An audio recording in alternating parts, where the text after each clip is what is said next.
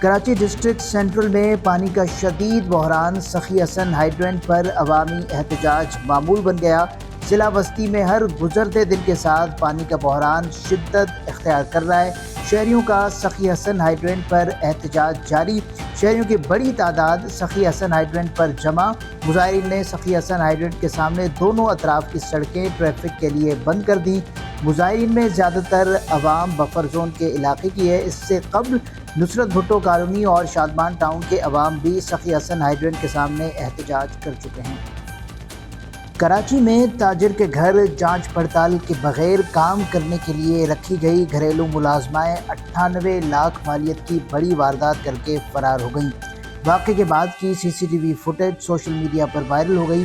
مدعی مقدمے کے مطابق ان کی پرانی ماسیاں شادی کے بعد کام چھوڑ چکی تھیں، نئی ماسیوں کی تلاش جاری تھی۔ اسی دوران 3 اجنبی خواتین گھر آئیں اور گھریلو ملازماؤں کی ضرورت کے بارے میں دریافت کیا۔ تاجر نے بتایا کہ ان کی اہلیہ نے تینوں خواتین کو بغیر جانچ پڑتال کیے کام پر رکھ لیا۔ اہلیہ نے شناختی کارڈ مانگا، نہ کوئی تفصیل معلوم کی۔ ماسیوں نے پہلے ہی دن گھر کے کمرے کو اندر سے بند کیا۔ تینوں ملازمائیں 3.5 گھنٹے گھر میں موجود رہیں۔ دروازے کی چابی اور الماریوں کی چابیاں استعمال کر کے زیورات چرائے اور فرار ہو گئیں۔ کراچی اسٹیل ٹاؤن موڑ کے قریب ٹریفک پولیس اہلکاروں کے سامنے ڈکیتی کی واردات ہو گئی۔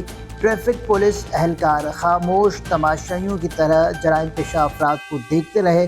موٹر سائیکل سوار ملزمان واردات کے بعد بآسانی فرار ہو گئے۔ لاڑکانہ میں انٹرمیڈیٹ کے امتحانات کے دوران طالبہ کی جانب سے بنائی گئی ویڈیو سوشل میڈیا پر وائرل ہو گئی۔ ویڈیو میں طالبہ کو امتحانی مرکز میں موبائل فون کا استعمال کرتے ہوئے دیکھا جا سکتا ہے، جو کہ امتحانی ضوابط کی خلاف ورزی ہے۔ یہ ویڈیو مبینہ طور پر مختلف سوشل میڈیا پلیٹ فارمز پر شیئر کی گئی، جس سے تعلیمی حلقوں میں تشویش پائی جاتی ہے۔